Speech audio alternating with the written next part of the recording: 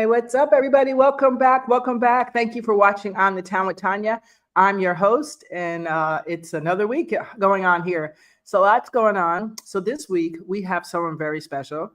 Today's guest is a working mom of triplets who's joining us all the way from Knoxville. Hi. She has been working in finance her entire career, but wanted a way to connect and tell her story on a deeper level. She is a resilience coach, who started a podcast called Been There, Done That, DUNN, by the way, and has never looked back. Her goal is to reach the silent sufferers and who are grieving and stuck, but don't know where to turn. Please welcome the lovely Angela Dunn Cartledge. Hi. Hi, I'm so glad to be here. Thank you for having me. Well, thank you for coming. I appreciate you. I didn't give you my appropriate, I'm looking for my appropriate welcome, but I couldn't find it. So I apologize. Thank you so much for being with us. We appreciate you. I know it's early where you're at. Let's see. So, wow, so much to cover here. So grief is a big thing right now. Well, it's always been a big thing. There's one of those things that I can guarantee you that will always happen in life is you always have to pay taxes. You always have to, well, that one might change. You always have to stay who you are, color wise, and you have to die. Right. And you have to go through some experience because it's a human experience. Right. So with that being said, I mean, what better way to have a resilience coach? I mean, that's everything. What motivated you to become a resilient coach? Like how have your experiences of witnessing others' trauma or maybe your own shape and approach helping others?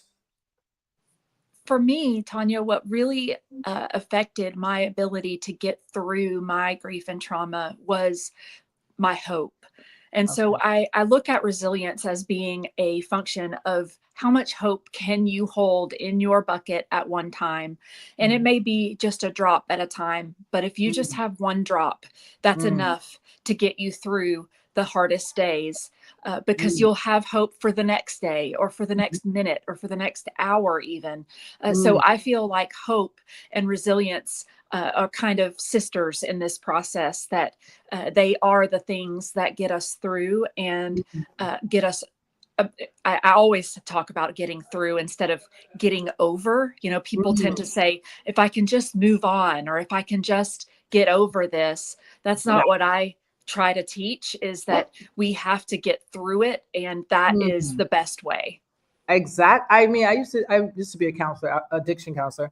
And I used to tell clients that, you're just trying to get through right now. You worry about what's on the other side after we get there. But getting through, especially when you've been traumatized, severe child, S abuse, violent domestic violence, those things that are really traumatizing for years, that happen in childhood, those can be like layers and layers and layers to work through. Sometimes you never actually get over it. You just get through it, which means that you're able to sustain as a human being without doing the same thing that was done to you or without traumatizing yourself again. What a great, that is such an amazing point that when I think about going through, I think about the old adage of the quickest way between 2 points is a straight line, and that we say the quickest way is through. But what you're talking about is the best way to adapt, right? To learn and to make sure that you break the cycle. So to me, especially in the way of trauma, the only way is to dig in. The only way is to prevent. So it is the best. You're absolutely right. And that's what I see the most in my guests, especially, is that their way may have had some twists and turns. It wasn't exactly the straightest line, but it did get them through and broke the cycle. Right. Now, can you share a story behind Been There, Done That, maybe something that led you to create the podcast? Because, absolutely. Absolutely. My intention was to talk about infertility because that was something that was part of my story. And I also have pregnancy loss and infant loss. So I was primarily focused on wanting to talk about that. Okay. But early on, after I had created the podcast and was making a play on my maiden name, which just happens to be Dunn, Right. I wanted to be a guest on someone else's podcast. And they asked me to talk about my grief story. And I thought, my grief story? Right. That's not really the story. The story is the resilience and the hope. But Thank you. ultimately, That's you should write a book on that. yeah, I mean, that's ultimately the story though, right? You have to start somewhere. You can't start at the end and say, look, I'm better. You Right. have to tell the whole story. And so for me, it was about changing my mindset about what grief actually is and was for me. And that became the story for the podcast. So I truly believe that grief is not just losing a person or even losing your beloved pet, but it Absolutely. is several things that happen to you during your life, whether that be trauma, like we were just discussing, or Yes. it be anything, any loss of security, safety, a relationship, a Right. career path, an expectation, any of those things create little micro griefs that we go through and they accumulate over time. And then if we don't go through them, if we don't process through them, they get in the way of making decisions later on in life. So then we're stuck and we can't figure out why. And that is the whole premise of being able to get the podcast up and running and to be able to reach people that way. Well, I think that's brilliant, and we need more of that instead of all the gossip channels that we have. It's crazy. And I should say, well, my show may not be very popular, but one person will get it, and if they get it, I'm happy with that. I don't care about 5 million viewers and all this. You Same. always want that as a human being. Your ego Of course. wants that. But I personally, as Tanya, the Lord's always sitting there like, oh, what am I going to do with her? As that child, I don't really care. I care that one person said, I listened to your show and it really inspired me that this guest had 3 kids after not being able to have any. Oh my gosh, this is amazing. There's hope for me. Or whatever podcast, whatever we do. I was grieving, my inner self, my inner childhood, because people think that that's not a thing, but that's really, you're a human being. All human beings, in my opinion, this is a fact. All human beings have some point of a grief. We just process different, and because of our environment, we may process different because of our environment. So if I have a loving mother and father who have tapped into all the things that Freud talks about when you're a kid, right? Gave me hugs, gave me love. I went to decent, okay schools. I did okay. And, I had proper aunties and uncles, whatever, all the proper things. Then there's a little chance that your grief may not be as bad, but I guarantee you, even with all that, you're still going to have some internal thing. And I'll give you an example. I know someone that was like, wow, she has great, perfect family. My God, everything's perfect. Like no abuse, no trauma, blah, blah, blah, blah, blah. You know what she told me? Oh, I wish I would have experienced something else. Ungratefulness. That's a thing.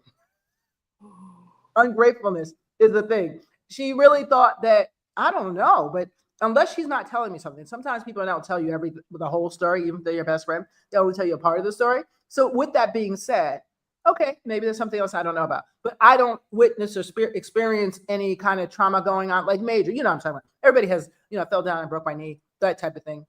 I'm talking about like someone beat you or called you names.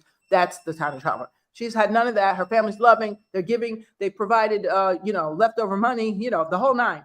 But still something's missing. You know why? It's called the human factor. Human beings are never, ever, ever, ever 150% happy.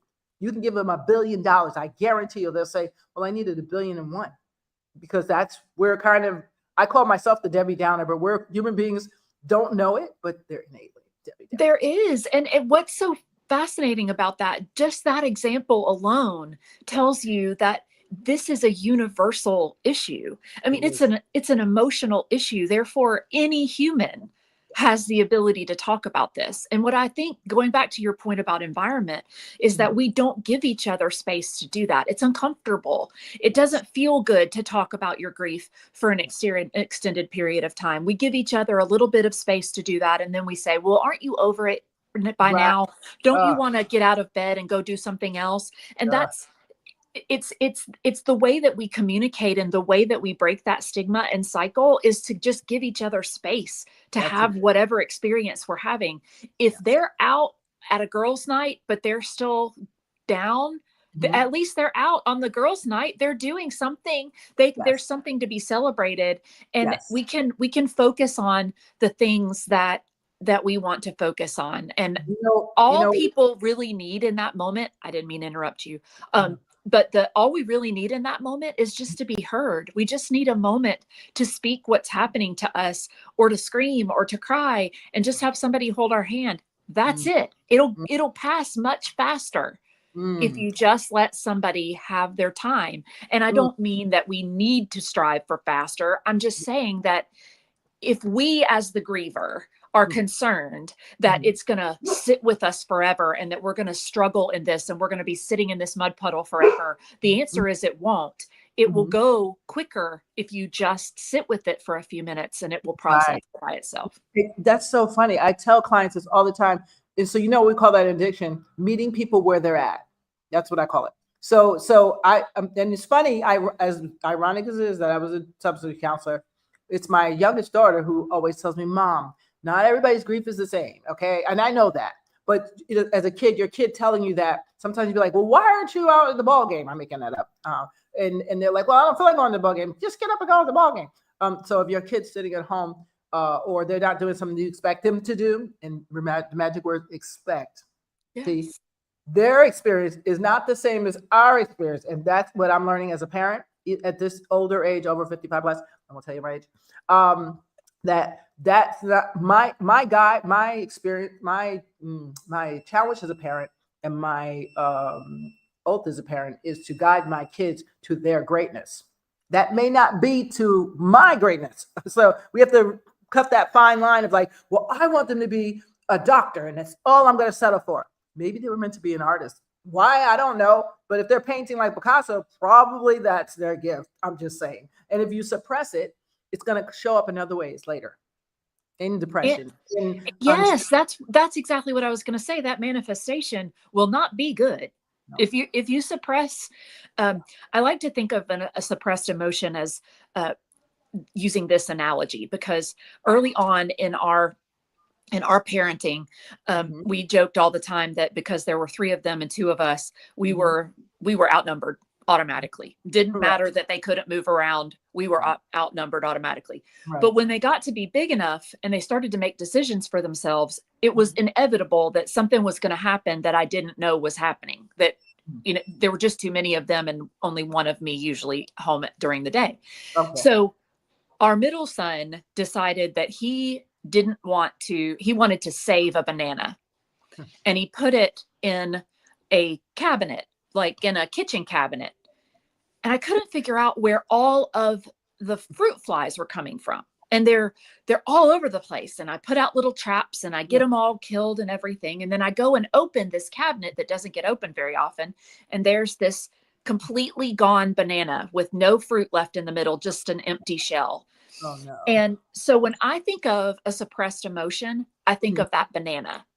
That we put that in our bodies to save it, or to keep from having to feel it because it's uncomfortable. It will rot, and it will create a different problem. To your point, it will create something else, a depression, an anxiety, a physical manifestation, addiction, a digestive problem, a back problem. There are so many things, insomnia.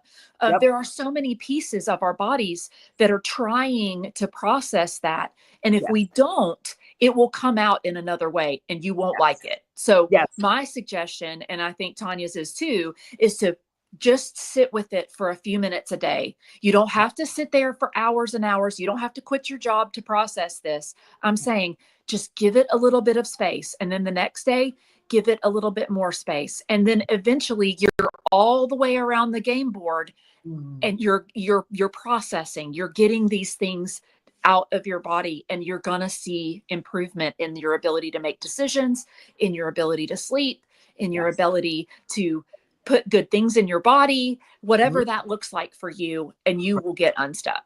Yes. So I was just going to ask you that's a great technique. What are some other effective strategies that you found that can help people build resilience during difficult times? I personally really like the idea of a gratitude journal. Mm, I use it myself. I'm also using it in a slightly different way in that I tend to focus a lot on the outcome of something. I have a okay. lot of expectations around let's get to the goal. Mhm. So I like to use my gratitude journal just to pick out small things that I happen like during the that. day. The Mhm. main thing that we try to do when we're uncomfortable is we try to skip all the way around to go again on the game board, right? We try to skip it because we think that if we like I said, if we stuff it, or if we process faster, or if we dull it, to your point about addiction or anything like that, we try Mhm. to dull those feelings, then Yes. we think we're getting there faster, but in reality we're getting there slower. We're taking longer because we're not actually doing the thing that the emotion is requesting of us. So we're getting all the way around, but then we have to start all over again. We're not actually at the end point. Yes. So if we take time to focus on just the beauty in small things, Mm. we can look back. If we, especially if we write it down, we can look back at those small things and see the progress that we're making, and it builds confidence. Again, it builds resilience, but it Mhm. also shows, hey, last Tuesday, that was a really hard day. I Right. was really having a hard time processing or thinking about this thing that happened to me. But today I was Mhm. able to think more clearly. I was able to enjoy my coffee better, or I was able to take a walk. Those kinds of things you can see. And I like patterns. So you can see the patterns, and that just seems to help in terms of being able to put one foot in front of the other going forward. And that's what it's about. One foot in front of the other. I tell people you don't have to take big steps, just a little tiny little, like the You pebble in the water, the little tiny. exactly. Yeah, that's it. Exactly. You can't take 10 steps unless you take one. So Ex- it is absolutely about taking the smaller steps. And it takes a lot to get there when you're in the thick of it, when you are really uncomfortable and don't know which way to turn. Right. I liken it to being in the middle of the ocean and trying to swim in a Mm. direction to Ooh, get to land, and you have no idea which direction to go in. You're just, that's scary. I've been in that. yes, I've been in the Mediterranean. yes. Like, oh my God, the boat capsized. I was like, what do I do?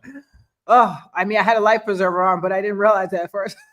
So And you're thank God. tired, right? The You're other side. treading water as fast as you can, Yes. but you have no idea what direction to go in. It really is That's the equation. That's tiring. exactly how you feel when you're either Yeah. depressed or you're in the middle of a trauma, you're in the middle of something.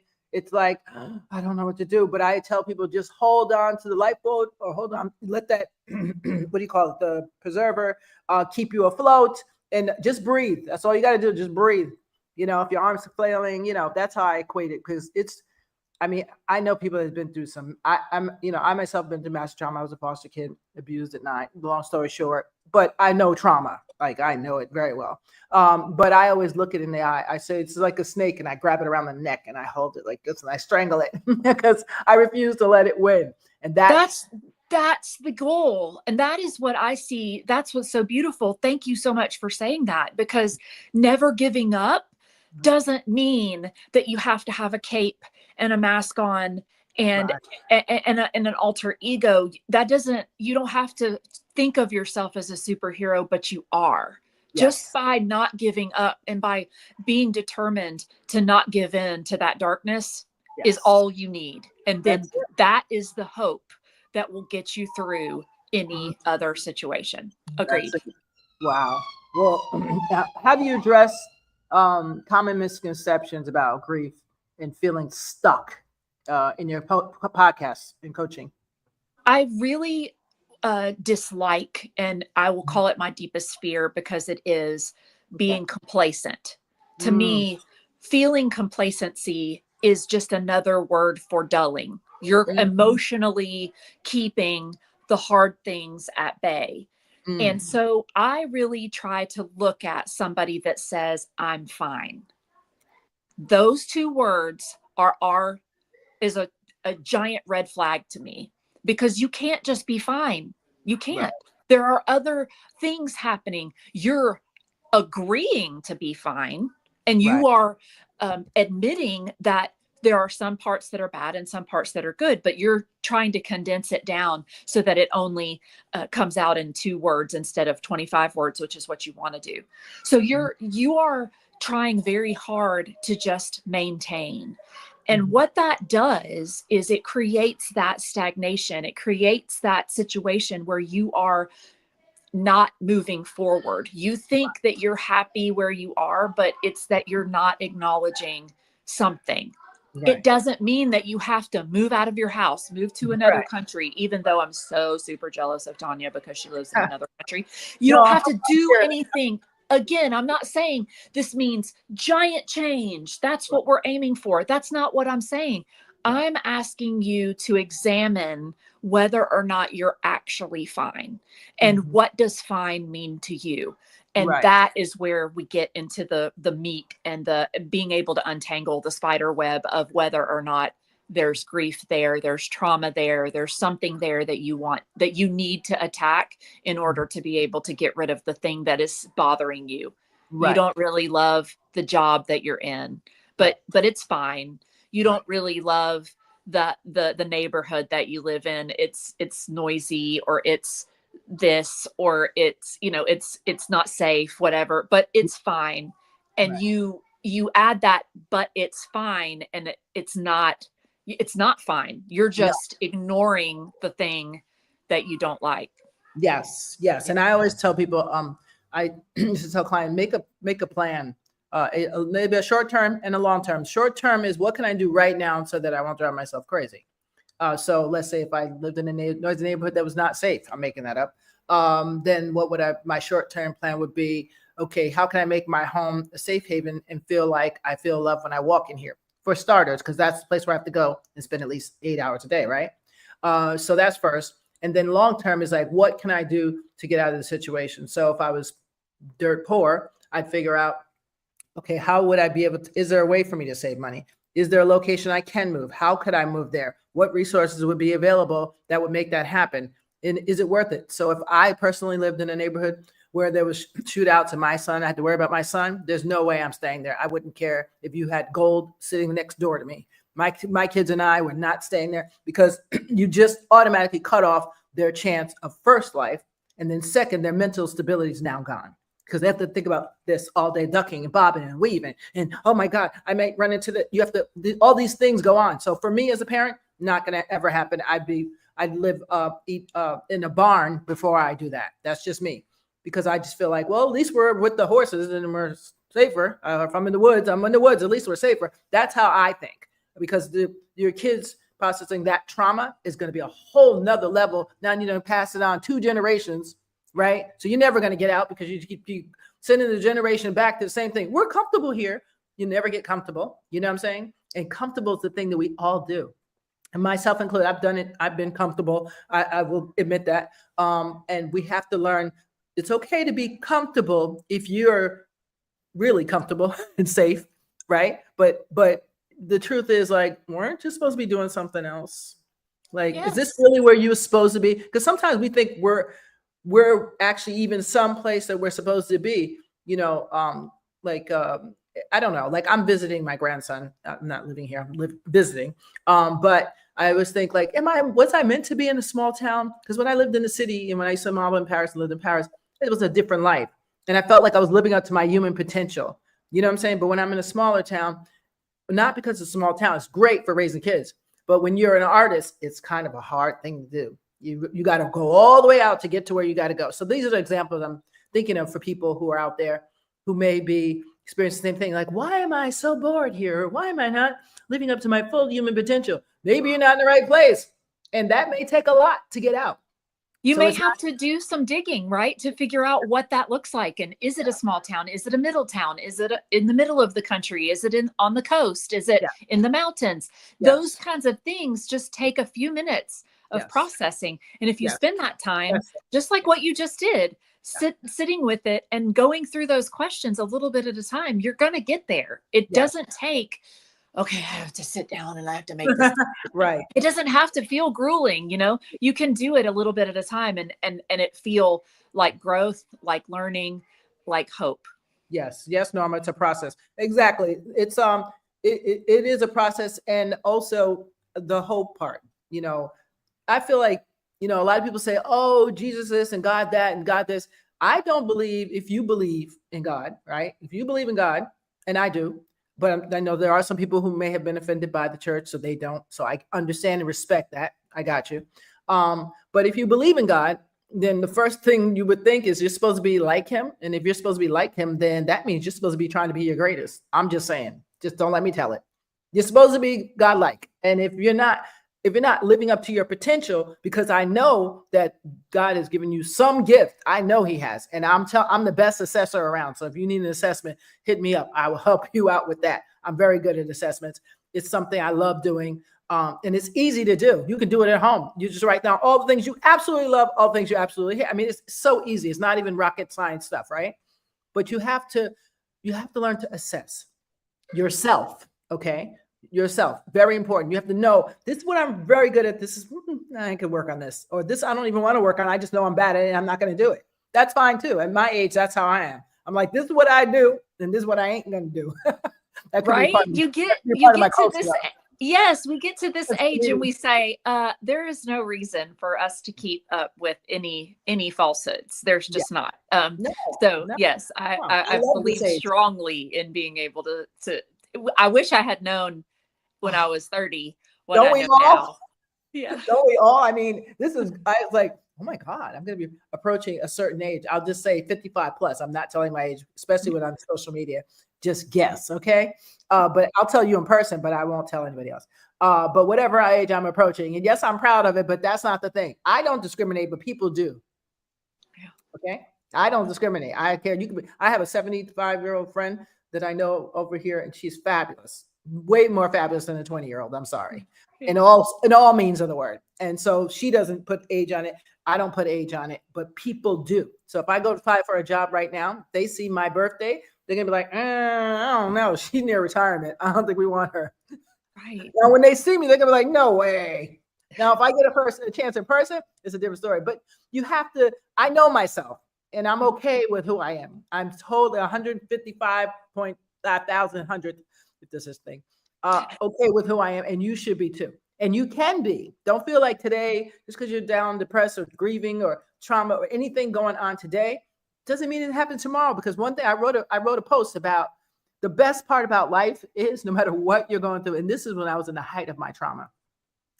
And at that time, I learned it, but I didn't know what it was. That no matter what you're going through, I mean, I don't care what it is. You lost somebody, you're being traumatized every day by someone, you're being bullied, whatever it is, this too shall pass. Nothing stays the same. Absolutely nothing. So with that being said, even in your worst pain, your worst health, your worst whatever, nothing stays the same. It can change if you change it, and it can change if you do the work. You got to do the work, right? So that's it. And even if you don't do no work, it will change. Good or bad or ugly, it will change. Right. It to our point earlier, it will come out somehow. You try to suppress it, it will come out in a different way, and you'll have to deal with it then. You won't have a choice. And that is the key. Do you want a choice? Yes. If you do, then this is your time. This is when you need to make it, because there is no other, you're not guaranteed any other time.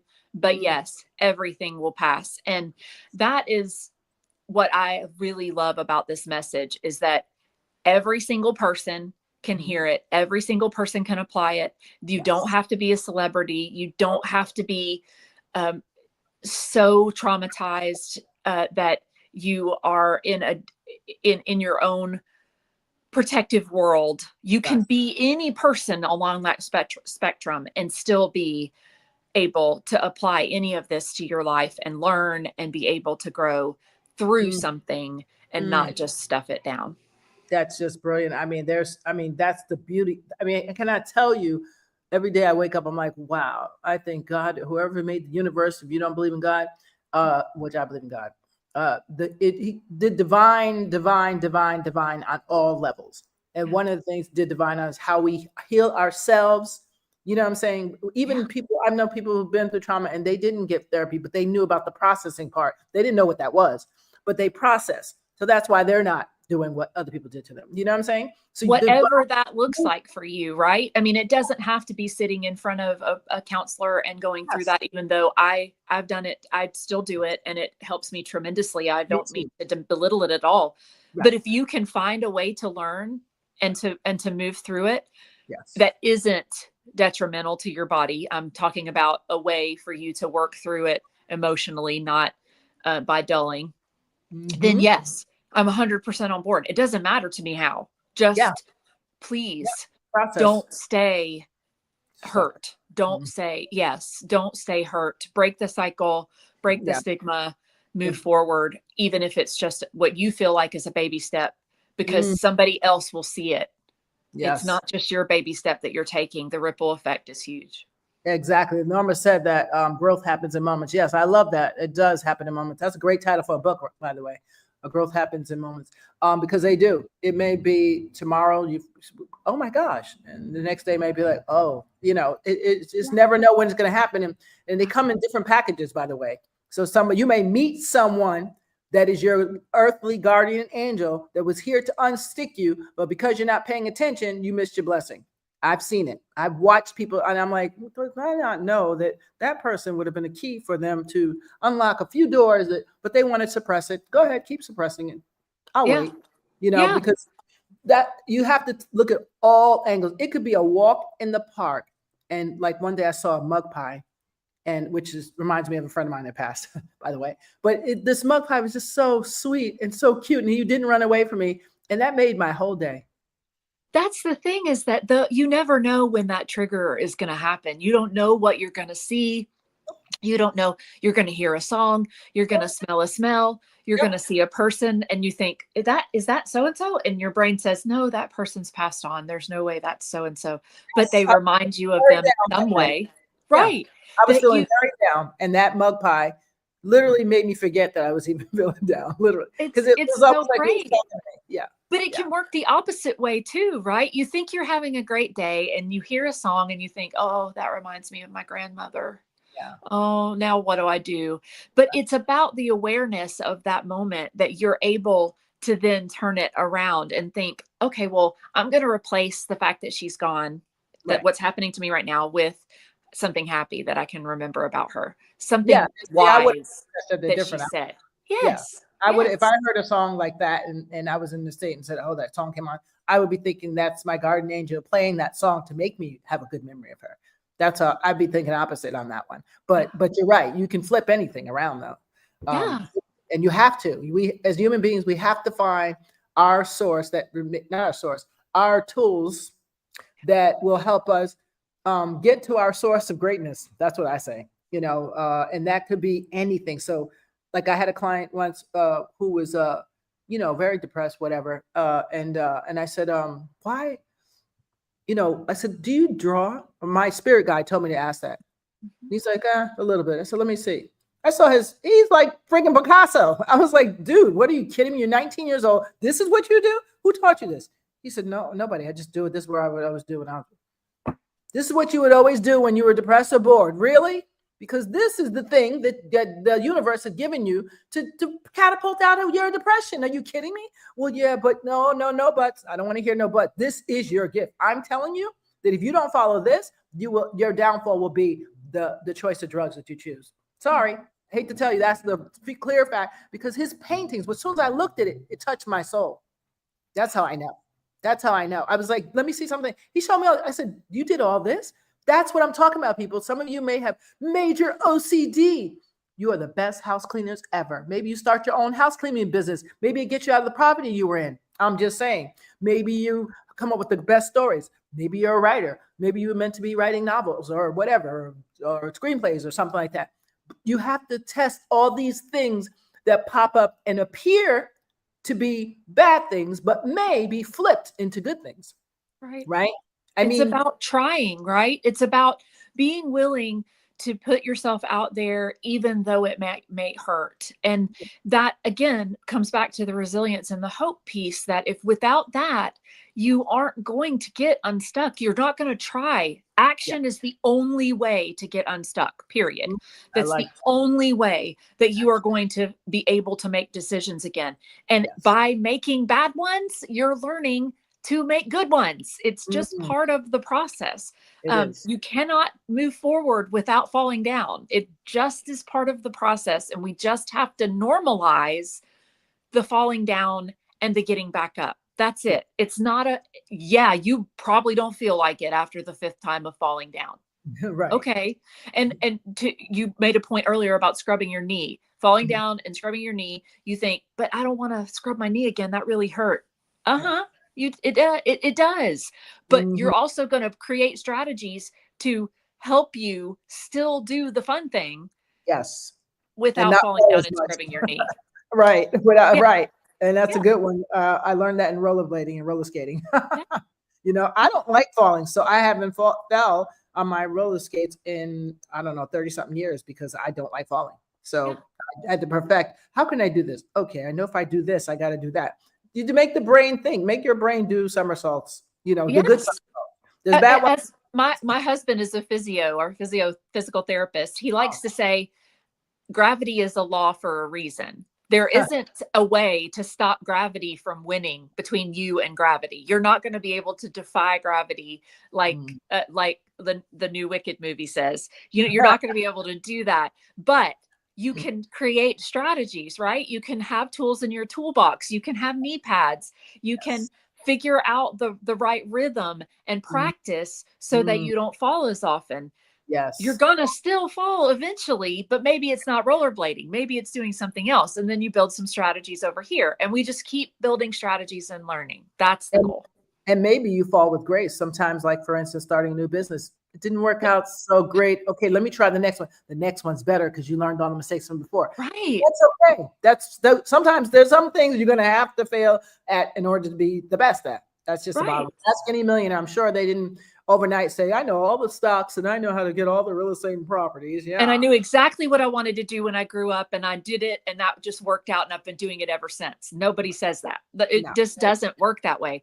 And it just is that thing where we continue to create strategies and growth strategies, tools to be able to do the things that we really want to do, and to let fear get out of the way. That is what we really strive to do, is to just stop doing things because of fear being in the way.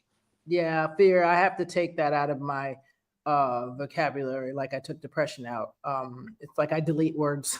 I just delete them. I was like, what is that? I'll do everything to explain it to you except for that word.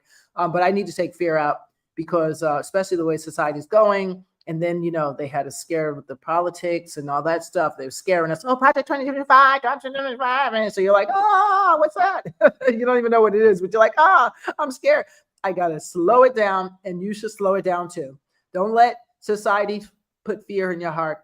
Don't let television, radio, that's why I don't watch it anymore, put fear in your heart, because that heightens your own inner fear of whatever you had going on. That brings it up 5 notches. And it's protection, right? It has a great place in our world, especially in humanity. It keeps us from touching the hot eye on the stove over and over again. It creates that pattern of being safe. But when it becomes over functioning, when now it's in the way of you actually growing and taking a chance to an inferred pain, a pain that may possibly, I don't know, maybe happen. That's where it gets in the way and it stops growth. Yes, exactly. Norma, that's a good one. Maybe it's like a storm for us to slow us down, clearing the path for new growth. Thank God for that advance. Yes, that's a good one, Norma. I like that a lot.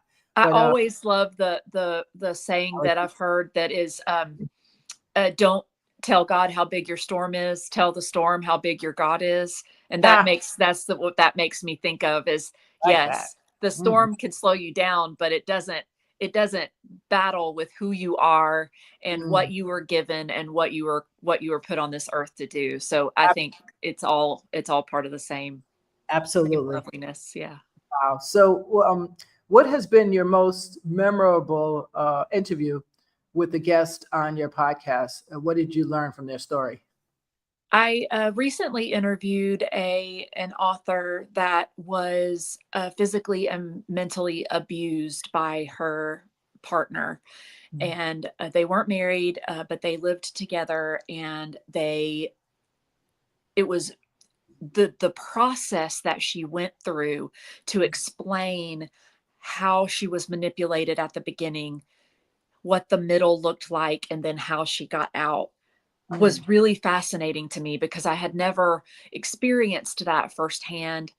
But I loved the fact that she used her own storytelling gift, back to the point, to get to get the story across, so that somebody that might be in the middle or in the beginning could possibly see the red flags and be able to change their story.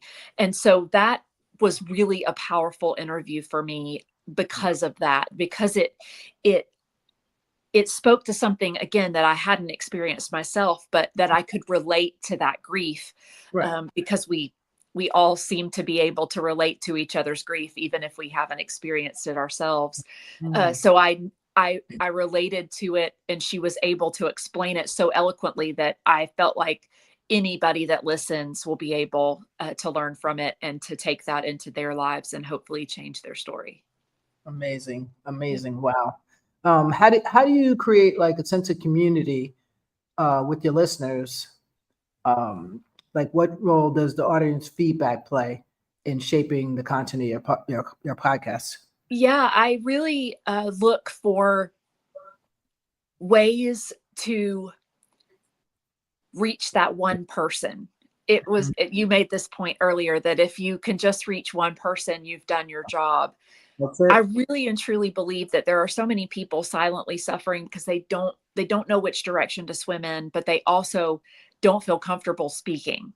For whatever reason, they don't have a support system in place to be able to do that. They need ways like a podcast to connect to something and be able to sort of navigate that way.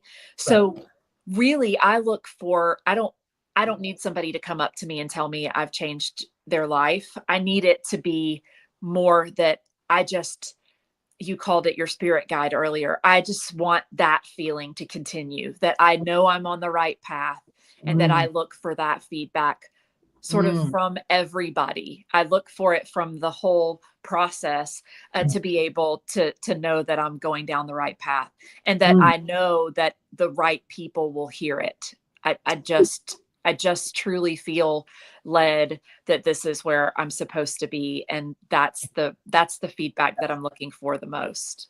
Brilliant. And that's what people don't get, especially in today's world of everybody can be a social media star.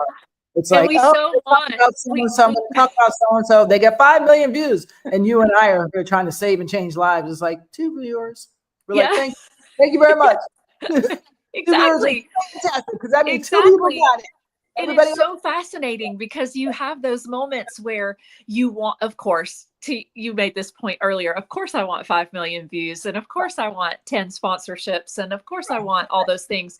But the point of this is that people don't have a direction. They don't know where to start. They're embarrassed. They're shamed. They have guilt. They have intense grief, they have trauma, whatever, all of those things, plus some that they are dealing with. They need to hear that they belong somewhere first. They just need that connection point. And so if all I am creating is a pathway for them, then so be it. I want their path to be their path. And it doesn't even have to get back to me, but I need to know that I'm creating the path. I love that. And I love that. I commend you for that, because but most people are just really on some vanity thing and like, I want this and I want that. And yes, everybody wants money. Yes, I would love to get a sponsor. You want to sponsor me? Be my guest. I'll be the first one to say, oh, I love you so much. But really, at the end of the day, I do everything I do for free, because there's just somebody out there that might be dead if I don't. That's how I see it. And if it's one person, fine. That's fine. It's cool. And I had someone literally kind of shame me because I wasn't looking for money as my first goal when I had my nonprofit. They were like, oh, well, if you're not doing this, you're not. I was like, I don't even want to talk to you anymore. They're like, stay away. You're toxic. I don't like you. Because that's not, everything's not about money. If you want money, get a job. That's it. But if your soul is telling you and God is telling you to help people in some manner or form, whether that's art, singing, podcast, whatever, writing, whatever it is that you do, then do it, because that's what you're supposed to be doing. That's what your angel guides keep sending you messages about, like maybe before you did your podcast, maybe someone's, that's a really good topic. Maybe you should be talking about that. Maybe, and then someone else says it, and then you see it on TV about podcasts are coming on, and you're like, I'm just going to do this. Right? I bought my podcast microphone during quarantine when COVID was at its height. So you see how quickly I acted on it, right? That it took me getting out of my own way and listening and listening and listening and listening and getting hit over the head some more before I actually did it. It's okay. But that's the whole point, is that the whole thing about better late than never, right? Yeah. I did it. You followed your angel guide, because I'm sure if you really sit and think during that pandemic or even before the pandemic, there was points where something told you to do that even before it was a thing, but you just was like, it's just a thought, whatever. Or saw something on TV and was like, yeah, okay, whatever. But these little angel guides literally poke at us all the time, and we ignore them like, yeah, it's my imagination. So like, let's say if I want to go to Istanbul, and all these posters come up about Istanbul, commercials on TV come up, I meet somebody from Istanbul. That's your angel guide saying you need to go to Istanbul. Now, what's there? I'm not sure, but something's there because your angel guide is telling you to go. So if you don't go, you won't know what that is. I mean, I'm telling you, like, sure as my name is Tanya, it's happened to me. Even when someone kept telling me to go to Paris, then I had everybody else telling me to go to Paris. And I was like, I'm just going to go to Paris, with $250. That's all I had in the 80s. You know what I'm saying? And I went and I modeled and I had a great time. But that's where I found myself.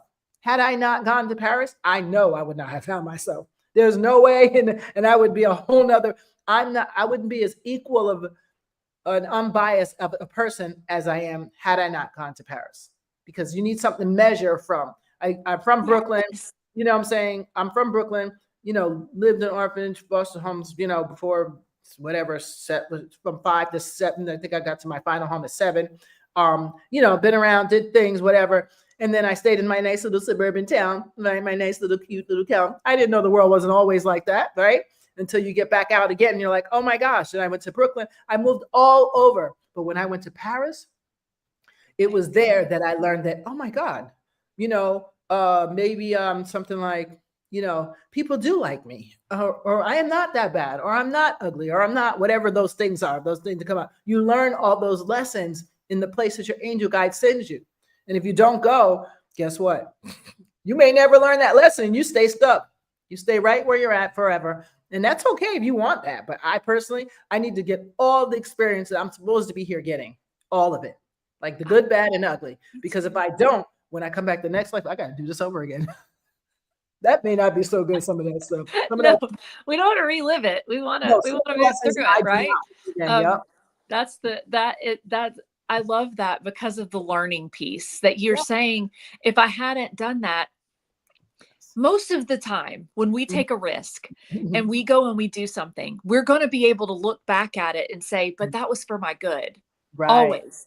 And we still are still sitting in this pain because we're so afraid to move forward. But if we really identify and if we really look at it, we know that all the bad always leads to something good. It always gives us something that we can be happy with, proud of, whatever those emotions are that we want to call it. And we don't give ourselves the chance. So give yourself the chance. Give yourself the chance to do something truly amazing. Yes. And bust through. Yes. What have you got to lose? Nothing. I see potential in everybody that I've ever met. I know what their gift is, actually, because I have a third eye. But I see if they can find it themselves. And sometimes I steer them, but they just don't hear me. So I just stop telling them. I just like, whatever, if that's what you want to do. Because one thing I learned at this age is you do not try to steer somebody toward the land and they want to stay in the sea. Because you're going to be tired. Do you ever go against the grain of water? You ever try to push something in water? That's what it's like pushing someone that you know has gifts and talents and they don't see it. So they keep, it's like pushing it like a tugboat, but you're in the water pushing it. Imagine that. That's what that's like. You're never going to win. So I just stop. If you don't get it by the third time I tell you, then I just be like, okay, love you. Bye. Gotta go. So as a resilience coach, what self-care practices do you find like the most beneficial for yourself? And how do you encourage your clients to prioritize their self-care? I think for me, it is about getting to that list you were talking about earlier, where we talk about the things that we really love. Mm-hmm. I have a 2-year-old.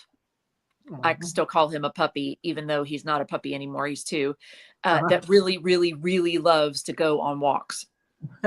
And so that he will come to me and put his head on my lap. And I think, oh, I just have so much to do. I can't do anything else. I can't take you, but I go and I feel better afterwards. It's like, if I just listen to him, I'll be okay. So really it's about, it may just be taking 10 seconds, 10 seconds to breathe, or taking that walk that you really feel like you need, sitting down and writing in your journal, sitting down with a cup of coffee or a cup of hot tea, something that gives you a moment to change your perspective. I have a full-time job and I primarily work from home when I do it. I'll even turn my chair around and look at a different wall. just to change the perspective. Even if the wall is completely blank, it doesn't matter to me. For 10 seconds, I can do that and because it changes the way your brain works, it automatically opens up an idea or starts a process of problem solving or whatever it is that you're trying to do. That's creating the stress. So for me, it's just shifting. It's just shifting your perspective. If you normally wake up and you have a routine of getting your coffee ready, shift it a little bit and brush your teeth first, or get dressed first and then have your coffee, and see what that does, because it automatically changes the way your brain works. So I'm all about that, those little tiny shifts in perspective, and those are self-care by themselves. They give you a way to think differently, to feel differently, to put yourself on a better path. And that's self-care, even if it only takes 10 seconds. That's it. And that's all it takes, them 10 seconds. So what about for resources for people managing grief and building resilience? Are there any tools for that? Primarily, again, I am always looking for the hope. I am always looking for something to be grateful for. If you can find one thing in your day, whether it be, my lunch was so yummy. I don't care what it is. I am not judging the level at which you are grateful. I am simply asking you to find one thing today that you are grateful for. And even if you just say, my friends and family, the same basic things that everybody says, doesn't matter. I'm not judging it. Tomorrow, I want you to find 2. The next day, I want you to find 3. And then we're going to find a number that is comfortable for you. And you're going to naturally gravitate toward those numbers, and you're going to find them all day long. You're going to start looking at the positive. It reminds me of an indigenous people's adage, and I hope that I'm not butchering this, that there are 2 wolves inside of us. One is positive and one is negative. One is angry all the time and one is joyful and is looking for happiness. And the small child asks the elder which one wins, and the elder says, the one you feed. Exactly. You've got to find the positivity. You have to find those nuggets, the sunshine in the middle of the gray clouds. You have to do that, because that hope is the drip drop in your body that will fill up your bucket eventually, that will create the resilience. It will make you get back up, because you have hope that getting back up will be better than what made you fall down the first time. You have to have it. So I focus on the small things. Again, 10 seconds. I'm not talking about a long time. I'm not talking about making a commitment to meditate for 3 straight hours and be silent. I'm saying 10 seconds. Start And there. 10 Build seconds. yourself up to the ability to do more, and your body will tell you when you've done it. And Okay. it will be so much better, and you will truly feel that there is a way, there is a path forward, and you will be able to get unstuck. Fabulous. Wow. What are your hopes for Been There, Done That podcast moving forward? I Like, want 5 million views. I want 15 sponsors. I'm just kidding. No, my goal for the podcast is to be a path burner, a way for people to get in touch with me. Right. And then for that to grow into other things. I want to be able to speak in front of large crowds. I want to write books. I want to coach. So Right. there's, You have great thinking patterns that help people that would help people who are in these moments. I can hear that and I feel that. And I was just listening to you. I'm like, yeah, I would listen to her. Yeah, So, that's right, awesome. I love that. I will take that. I will take that. Please speak that into the universe for me. I will take that. Those are the things. I just want to reach more people, and not that podcasting doesn't reach a lot of people, because I love the internet. I can't say enough about it. I mean, we didn't have that when we were little, in our wonderful age group. Right. We didn't have those options. We had our local community, and that was it. Not that there was anything wrong with that. Right. But we didn't have the internet. So now I can reach people that are visiting their grandson in London. I can have interviews with people in India and Asia and Australia, and still reach all of the people that need to hear it. So it's really just about, Isn't it amazing? I look at my data of who's watching the show, and I'm like, China, Russia, I got India, I got Africa, and it gives me specific places, Australia, Netherlands. And I was like, this is what India. And these are people who are regularly watching because they're always in my numbers. So it's not like one time and then that's it. Yeah, it really is a beautiful thing that we can reach each other across the world, because what we're talking about is universal. This is not society specific, culture specific, skin color specific. It's humanity. It's across the board. I think we need to do a big, one day we'll do a big webinar for, we'll do something like healing the world. Something. Well, I'll think of something. When I do, I'll get everybody together who's in that arena, and we're going to be gorgeous. Oh, it would be so beautiful. That would be amazing. And if you chose me, I would be honored. Yeah. I see this vision of something really big, because there's so many people and there's so many people doing it, but they charge so much money. I'm like, why are you charging? Like, that's ridiculous. Why would I come to that if I'm depressed? Duh. Like, would I spend $500? It doesn't make sense. So I would like to do something one day, and I will definitely keep you in mind, because thank you. You're amazing. And I know time is already of essence. I have one last question for you. Okay. So for someone struggling with grief or feeling stuck in life, what is your most important piece of advice to help them take the first step toward healing? If they're suffering right now, sitting here watching us. Do something different. It's that's that concept of doing the same thing over and over again and expecting a different result is the definition of insanity. I need you to, if you're laying down in bed and you've been laying down in bed for 3 days, I need you to just sit up instead. Mm-hmm. I'm not asking you to get out of bed. I'm asking you to just sit up. Then I want you to move and not be in bed, but maybe put a chair next to the bed, sit next to the bed. I want micro movements, but something different. Yes. Change what you're looking at. Change what you're, where you're sitting. Change the shirt you have on. I don't even need you to take a shower if you don't want to. I just need you to shift tiny bits of your perspective, because once you start to just do a little bit different, it'll come more naturally. It'll start to get there. And I am never going to ask you to forget. You can't.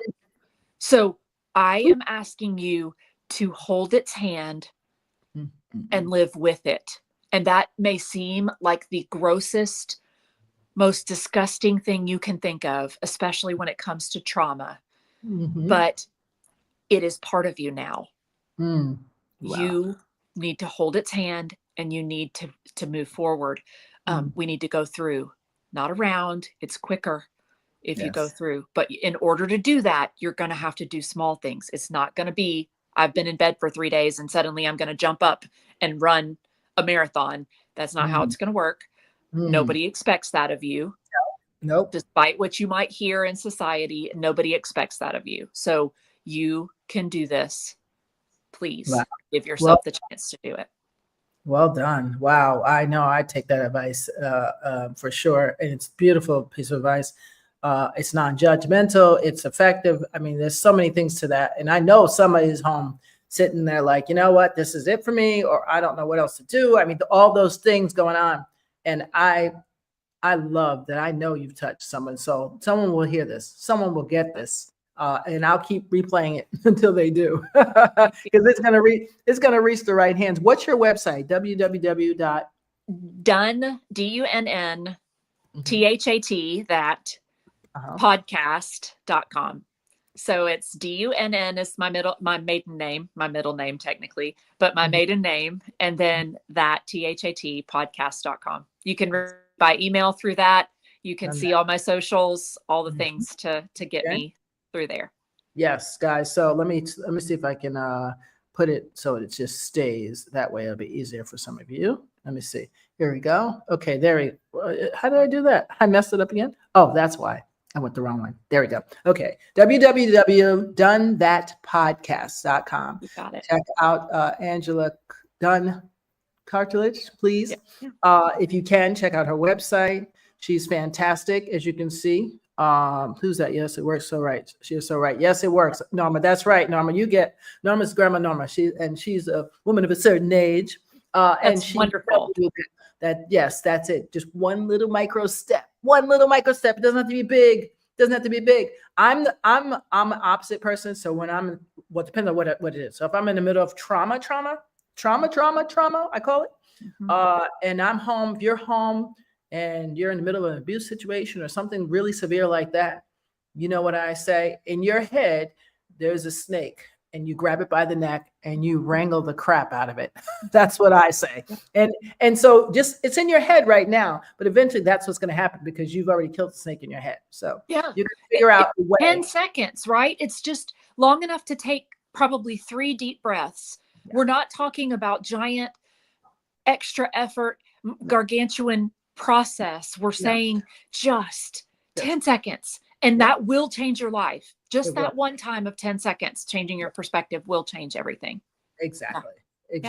And that's all it takes is just one thing. It's just one little tiny thing. Guys, if you hear me, if you're able to, I'd like for you to do us a favor and share this video. And not because of numbers, but because somebody needs the message. And Angela, hang out with me. My guys and gals and grandma, thank you so much for coming in. My cousin, I see you up there. Happy belated birthday, Tariq. I see you.